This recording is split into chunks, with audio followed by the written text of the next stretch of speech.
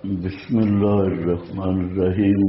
اذالک خیر نزلا، کیا یہ بہتر ہے ادروئے مہمانی کے، یا شجر زقوم، تھوار کا درخت، یہ تخویف اخروی ہے۔ انا جعلناہا، یہ جو زقوم ہے تھوار والا درخت،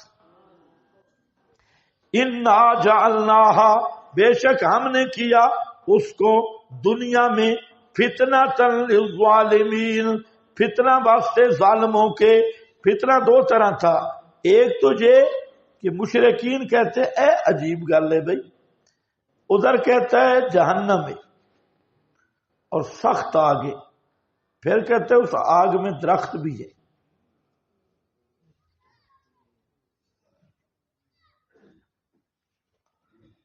سمجھ گئے کہ نہیں؟ آگ میں درخت کدھر نکل ہے؟ ایک طرف کہتا ہے جہنم ہے بہت سخت، پھر کہتے ہیں ادھر ایک درخت بھی ہے۔ تو بھائی آگ ہے تو آگ میں تو درخت جل جاتا، آگ میں درخت کیسے ہوگی؟ دوسرا کوئی افریقی ان کے پاس آ گیا،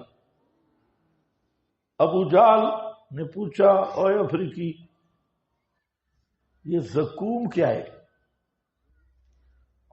زقوم ہاں مکھن اور کھجور، کھجور کی گٹھلی نکال کے نا بڑی کھجور، اس میں مکھن بھر دو۔ تو اس افریقی نے کہا کہ یہ اس کو ہم زقوم بولتے ہیں۔ بس ابو جہل کو بات مل گئی، جلسہ شروع کر دیا، سب لوگوں کو جمع کیا اور دعوت کی۔ کہتا ہے کہ محمد کہتے ہیں ہمیں زقوم ملے گی، پہلے محمد سے پہلے میں تمہیں زقوم کھلاتا ہوں۔ مکھن اور کھجور کی دعوت کرتے۔ دو رخا فتنہ تھا، ایک یہ کہ جہنم میں درخت ہو کیسے سکتا ہے، بالکل انہیں للڑوں والی بات، روح نہیں تھی عذاب ثواب ہو کیسے سکتا ہے؟ سوال بغیر روح کی سب عذاب و ثواب ہوتا ہے۔ ادھر تو جہنم تھے، ادھر درخت، عجیب بات۔ ادھر کہتے ہیں روح نہیں آتی، ادھر کہتے ہیں عذاب قبر بھی ہے، یہ بڑی عجیب بات۔ ملتے جلتے ہیں، تشابہت قلوبہم۔ فرمایا فتنہ، آپ کو یہ پتہ ہے آگ میں جراثیم بھی ہوتے ہیں۔ آج ملحدین بھی اعتراض کر رہے ہیں، لیکن سائنس نے دریافت کیا ہے کہ آگ کے اندر کے جراثیم، وہ آگ کے جراثیم ہیں، ان کو آگ نہیں جلاتی۔ باہر کے جراثیموں، یہ آگ کے اندر اگنے والا درخت ہوگا۔ تمہیں اگر پانی میں ڈال دیا جائے تم 5 منٹ کے بعد مر جاؤ، اور مچھلی وہ پیدا ہی پانی میں ہوتی ہے، رہتی پانی میں۔ اب کوئی پینٹ پتلون والے کو ڈبوئے بھائی مچھلی رہ سکتی ہے تو نہیں رہ سکتا، ہاں؟ تو مچھلیاں پانی میں ہیں، وہ پیدا ہی ادھر ہوگی۔ آپ کے معدہ میں جراثیم ہے، بار تم گائے کھاتے ہو وہ ہضم ہو جاتی ہے، اور معدہ والے جراثیم اسی طرح کھڑے وہ ہضم نہیں ہوتے۔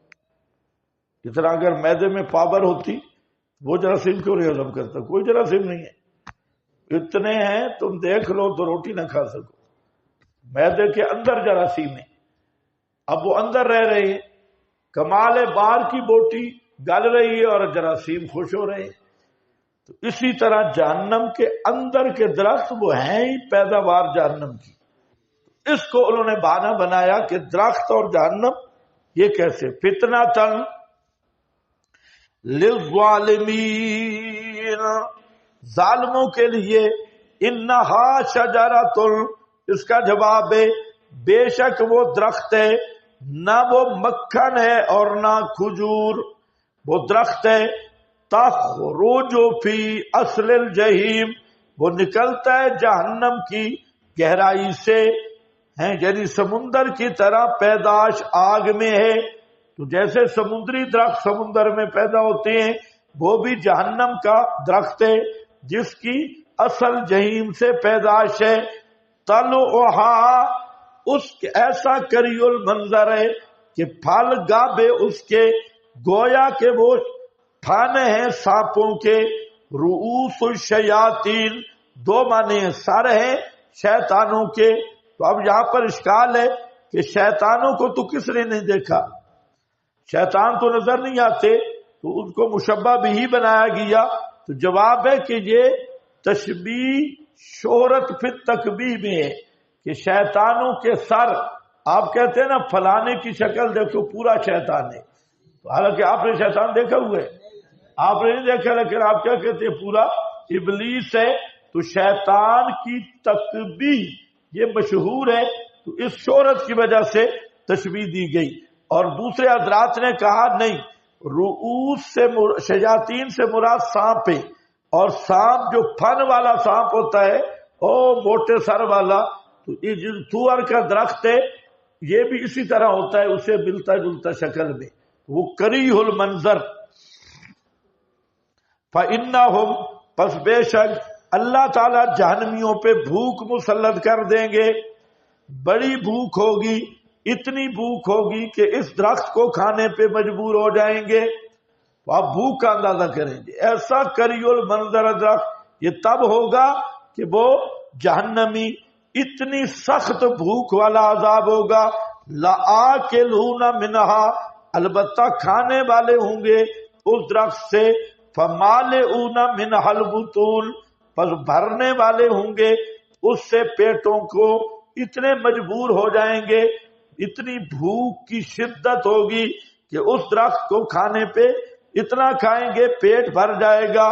ثم ان لہم علیہا پھر کھانے کے بعد پانی ہوتا ہے، پھر بے شک وقت سے ان کے اوپر اس کے لشوبن ملاوٹ ہوگی من حمیم گرم پانی کی۔ اور جو گرم پانی اوپر لکھا ہے وہ حدیث میں ہے کہ نبی پاک علیہ السلام فرماتے ہیں کہ لو زکوم کوترت فی دار الدنیا لافضتت علی اہل الدنیا معایشہم کیف بمن کان یکون طعامہ۔ حدیث ہے، فرمایا یہ جو زکوم ہے اس درخت کا ایک قطرہ بھی دنیا میں ڈال دیا جائے تو پوری معیشت تباہ ہو جائے گی، پوری معیشت، سارے مزے ختم ہو جائیں گے۔ اور حمیم بھی ایسا ہی ہے کہ وہ حمیم اتنا گرم پانی ہوگا کریہ المنظر، اور نیچے کہیں لکھا ہے ذا طعام ذو فمن یتی، اچھا وہ نیچے یاکلہ ویتجرعہ، اور صفت شراب اہل نار بغایت الحرارہ کریہ الطعام خبیث الرائحہ حمیم، یہ ایسا حمیم ہوگا کہ اس میں جہنمیوں کی پیپ اور گندگی ملی ہوئی ہوگی، ساری گندگی، اور گرم اتنا جہاں سامنے آئے گا تو پورا وجود گل جائے گا، اور پیاس اتنی ہوگی شرب الہیم، جیسے پیاسا اونٹ اس پانی کو پیتا ہے اتنی شدت سے پیاس ہوگی، اس کو پیئیں گے اور وہ پانی نیچے گزر جائے گا، شرمگاہ کے راستے سے نیچے نکل جائے گا، جتنا پیتے جائیں گے آنتوں کو بھی ساتھ لیتا جائے گا، پھر ان کے سروں پہ ڈالا جائے گا۔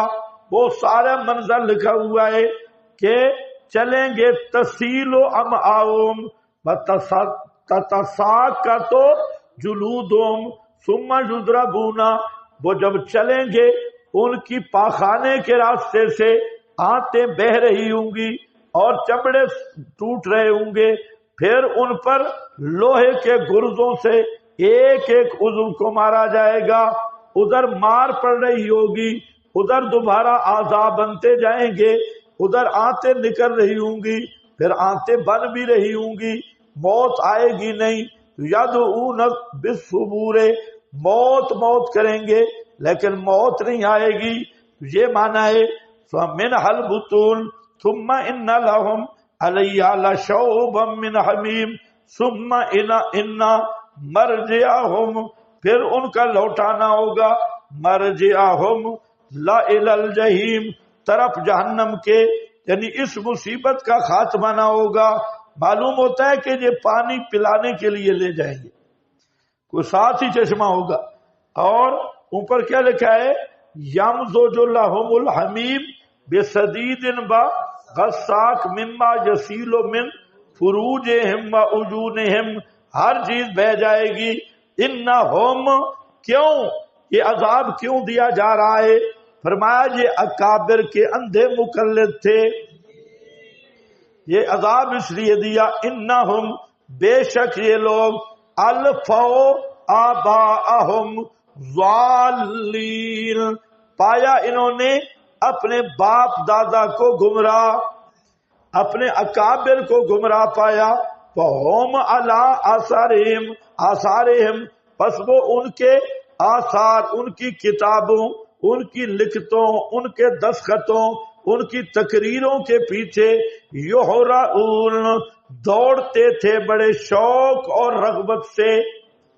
جیسے قوم لوط لڑکوں کے پیچھے دوڑتی تھی, یہ اسی طرح یہرعون, یہ اپنے اکابر کی کتابوں کے عاشق تھے. اسی ان کو کتابوں کی ٹھڑک پڑی ہوئی تھی, کوئی کتاب کہیں سے آئے وہی کتاب ہی چاہیے, اسی کے پیچھے بھاگتے. جیسے وہ بد کردار قوم لڑکوں کی شوقی تھی, یہ کتابوں کی اسی طرح شوقی تھے. بزرگوں والی کتابیں, اللہ والی کتاب نہیں ہیں. اسی طرح میں ملتی جلتی. وَلَقَدْ ضَلَّ, البتہ تاکید گمراہ ہوئے ان سے پہلے اکثر پہلوں کے. وَلَقَدْ أَرْسَلْنَا فِيهِمْ, وَلَقَدْ أَرْسَلْنَا فِيهِمْ, حاشیے بڑے اچھے اچھے ہیں, دیکھ لو, آسان ہے, اب ٹائم نہیں ہے. وہ اوپر بھی لکھا ہے انما جازیناہم بذالک لأنہم وجدوا آباہم علی الضلالہ فاتبعوہم فیہا بمجرد ذالک من ولا برہان. ابن کثیر ہے, فرمایا صرف اپنے بزرگوں کو مانا ہے بغیر حجت اور بغیر دلیل کے. آگے بل مانا انہم یتبعون آباءہم اتباعا فی کانہم یزعجون الی اتباع, بل مقصود من الآیہ انہ اللہ نے وجہ بیان کی کہ اتنا سخت عذاب کیوں دوں گا, یہ سب کا سب ہوگا بزرگوں کی اندھی تقلید کا نتیجہ. بزرگ اللہ لم یوجد کہتے اگر نہ پائی جاتی نا قرآن میں اس کے علاوہ ایک آیت بھی ذم تقلید میں, تو یہ ایک آیت بھی کافی تھی. لیکن تقلید جو ہے وہ ذہن میں رکھو, غیر مقلدوں والی نہیں, یہ مذموم, کیونکہ راضی خود بھی شافی ہے. ہاں بھائی, تو یہ وہ تقلید ہے عقائد میں اندھا دھند پیروی. وَلَقَدْ أَرْسَلْنَا فِيهِمْ, البتہ تاکہ بھیجا ہم نے ان میں, منذرین, آگاہ کرنے والے. ثمرہ پس دے کیسے تھا انجام, منذرین, ڈرائے گئوں کا.